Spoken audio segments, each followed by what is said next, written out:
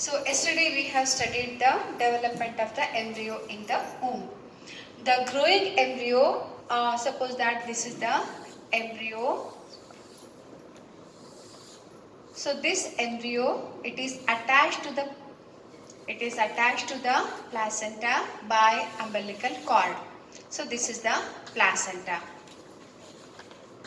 So the growing embryo is attached to the placenta through umbilical cord. Umbilical cord. So this is the embryo. When the embryo is fully grown, it is ready for the delivery. So today let us see the parturition.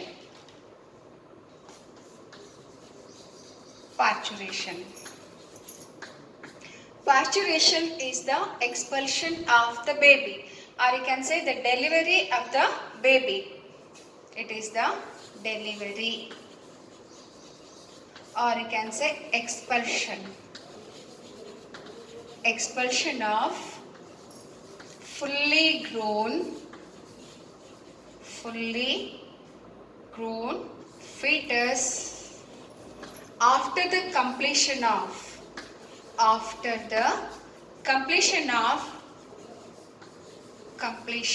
of gestation period. Gestation is nothing but pregnancy period, and I told you that the pregnancy period in the human being is 9 months period.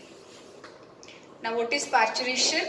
It is the delivery of a fully grown fetus after completing the pregnancy period. This is called parturition. If the fetus is delivered before the completion of the full term, then it is called abortion. So when the fetus is fully grown, this fetus and the placenta will release a fetal placental factors. A fully grown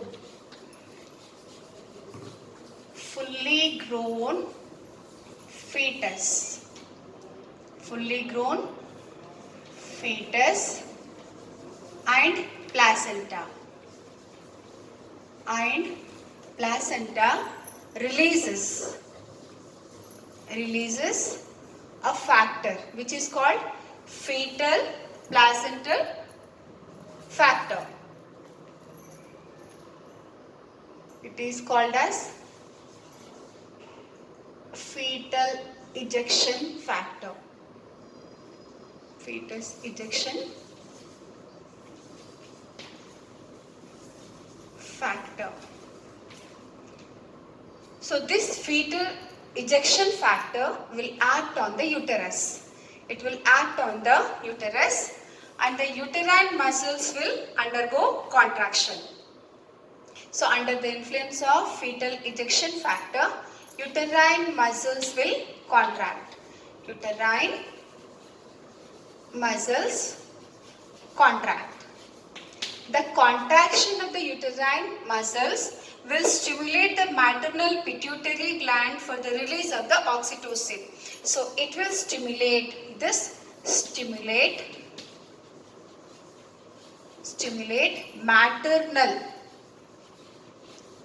maternal pituitary gland, anterior pituitary gland. It will stimulate the maternal anterior pituitary gland for the release of oxytocin.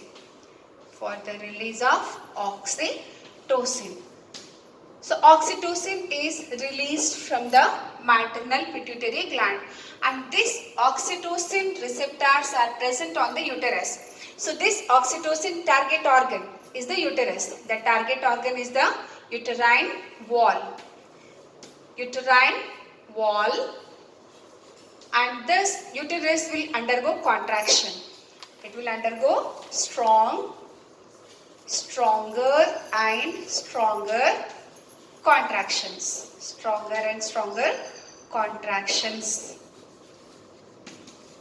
It is a positive feedback.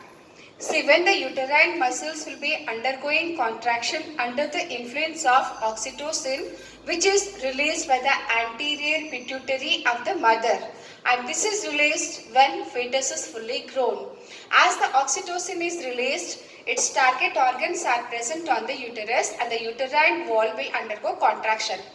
As in when the uterine wall will undergo contraction, more and more oxytocin is released, and this causes the uterine muscles to contract more and more.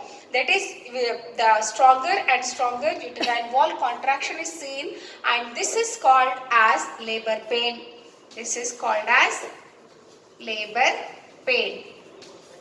So thus, when the oxytocin is released, simultaneously relaxin is also released from the placenta. So simultaneously relaxin is also released. Simultaneously relaxin is also released.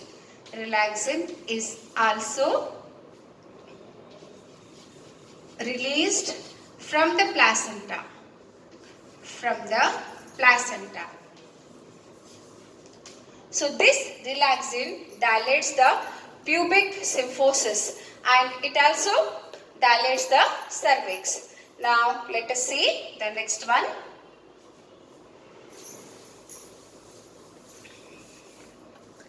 So when the relaxin is released from the placenta, it leads to the dilation of pubic symphysis. In turn, cervix also will get dilated. Cervix also will get dilated. So when the cervix will get dilated, the fully grown embryo is expelled. Let me write only, the baby is delivered.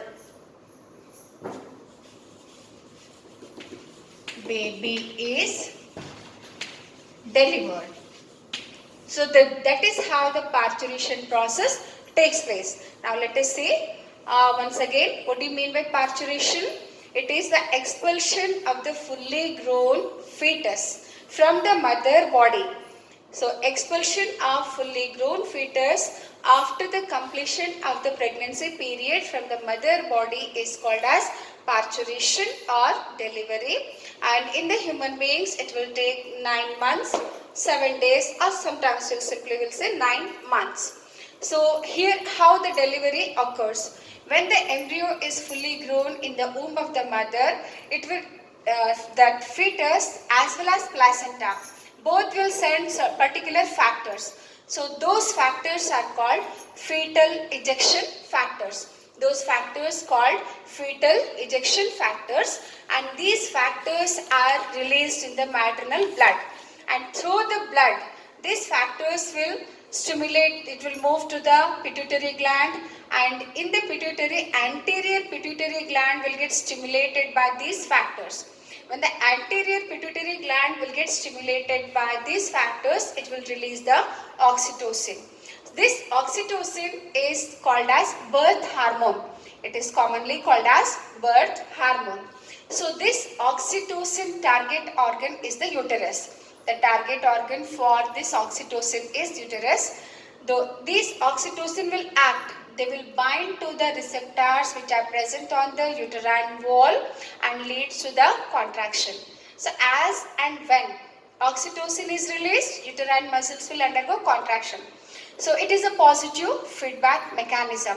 So when the uterine wall will contract, the oxytocin is released. So like this, the stronger and stronger uterine muscles contraction results. And this stronger uterine muscle contraction is called as labor pain. Simultaneously, during this time, the relaxin is also released from the placenta.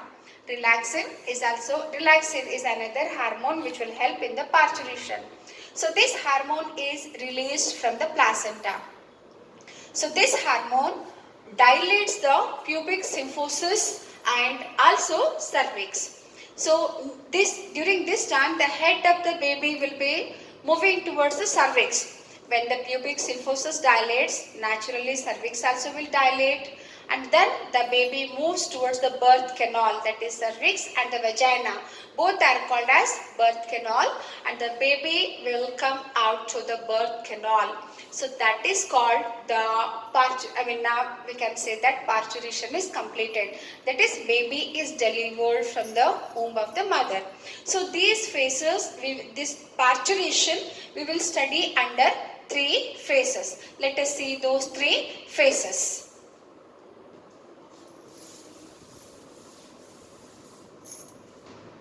Now let us see the parturition process under 3 processes. So the processes will occur continuously, and those continuous processes are studied under 3 phases. Those 3 phases are dilation phase, expulsion phase, and after birth phase.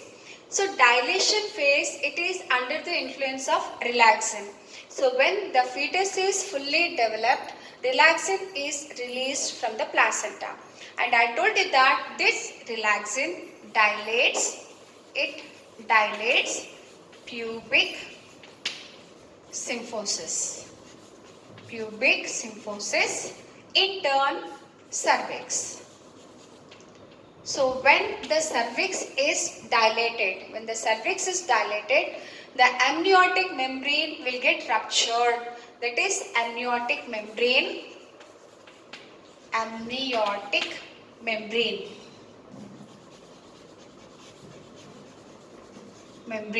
ruptures. And there is a release of amniotic fluid from the birth canal. So release of amniotic fluid.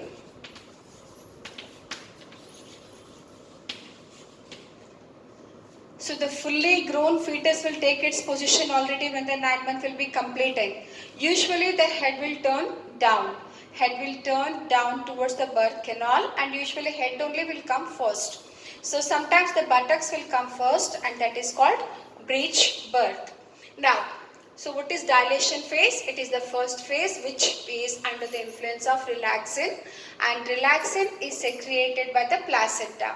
When the relaxin secretes, the pubic symphysis of hip girdle will dilate. When it will dilate, the cervix also will get dilated. When the cervix will get dilated, the baby will be moving towards the birth canal. The first amniotic membrane will come. So that amniotic fluid will get ruptured, and the amniotic membrane will get ruptured and the fluid will get discharged. So this is the first phase.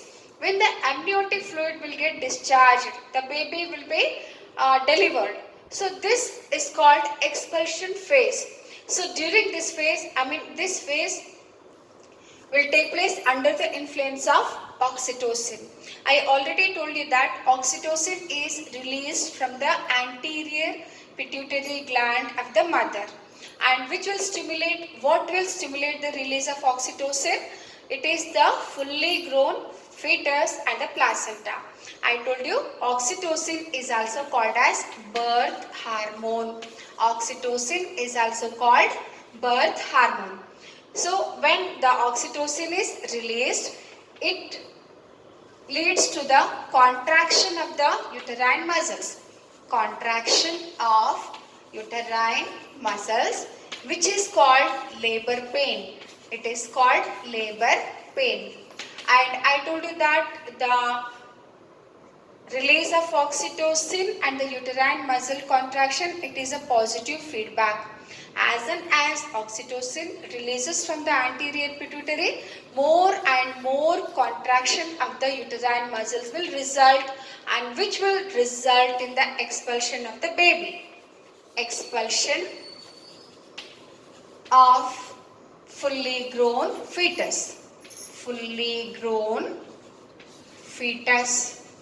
So this is called the expulsion phase. Now, when the baby is delivered from the uterus, you know that during the pregnancy, the uterine muscles will get stretched and it will increase in size to accommodate the baby. And I told you that in the females, the hip girdle is broader than the male. So when the uterus will be stretched, So after the delivery, the baby is expelled out, the uterine size will automatically decrease. When the uterine size decreases, you know that during the pregnancy, the placenta will spread out. It will get spread out on the uterus, uterine wall. So when the baby is expelled, that will get shrink and it will get detached from the maternal body. It will get detached from the maternal uterine uterus. So that will get it will come out from the uterine wall and the placenta is expelled from the uterus. So that is called as after birth. That is when the baby will come out, when the fetus will come out, when the fetus come out, the umbilical cord also comes out along with the fetus. Where from the fetus, let me write from the fetus. When the fetus comes out or when the fetus is delivered. When the fetus is delivered. Along with the fetus, placenta is also attached. That placenta also will come out. Fetus and then umbilical cord will come out. Umbilical cord. And this umbilical cord is cut. It is carefully cut from the baby and then the placenta also will come out. So placenta is also discharged from the uterus.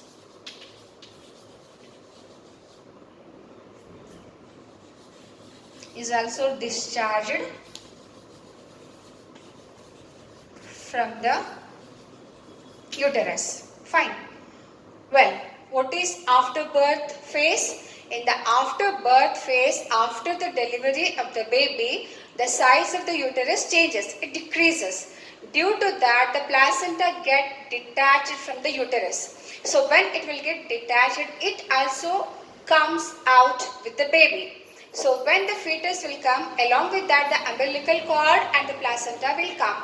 The umbilical cord is cut. You know that the umbilical cord is a connection between the growing fetus and the placenta for the exchange of the material between the fetus and the mother. So that is cut and tied carefully. Now the supply, the physiological connection from the mother and the fetus is detached and the baby has to survive on its own. Now then the placenta is discharged from the uterus. So the baby, when it comes out of the womb of the mother, the many important materials used to get supplied through the placenta, like oxygen, nutrients. So when the baby will come out, usually it will start crying. So the crying of the baby is the first breath of the baby. When the baby will come out, the lungs will get expanded. So lungs will get expanded. Lungs get expanded and baby starts breathing. So baby starts breathing on its own. It results in breathing. Breathing starts. And also baby's own circulation will begin.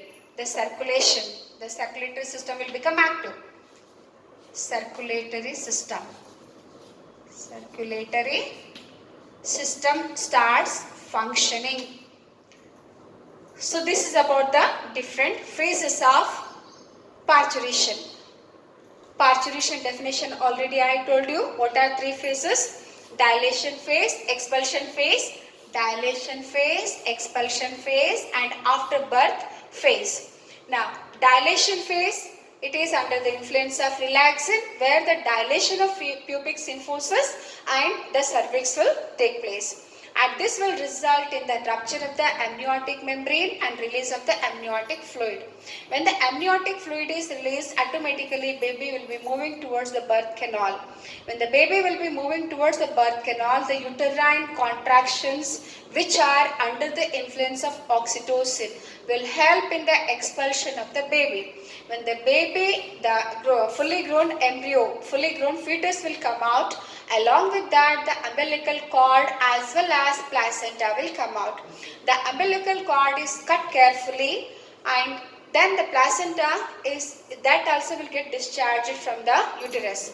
Now, when the embryo will come out, it will start crying, and that is the first breathing of the baby. Suppose if the baby will not cry after the birth, the brain supply to the blood supply, that is the blood supply in turn oxygen is reduced. It is for a short time, it will not get supplied to the brain. Sometimes if it is delayed, it may result in certain disorders.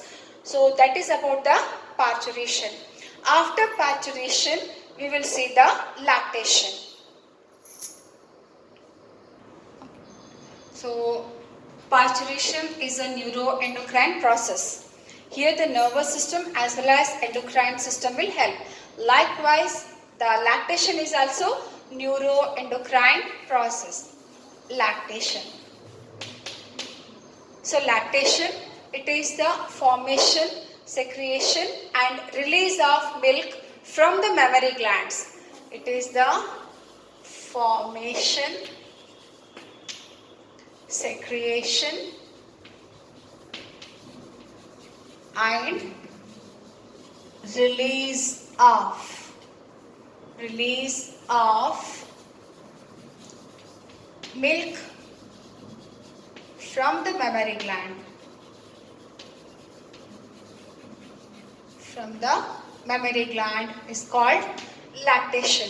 So mammary gland, the presence of mammary gland is an important feature in the mammals, and that too the functional mammary glands are present in the females, and these mammary gland will grow during the secondary sexual characters. So the mammary glands, they produce the milk and then they are stored in the alveoli. So milk production will begin during the end of the parturition. So milk is produced. Milk is produced in the alveoli of the mammary. In the alveoli of mammary glands. In the alveoli of mammary glands. The epithelial cells of the mammary glands will produce the milk and they are stored in the lumen of the alveoli. So we are seeing the lactation. What do you mean by lactation? It is the formation, secretion and release of milk from the mammary gland. It is the formation, secretion and release of milk from the mammary gland is called lactation. And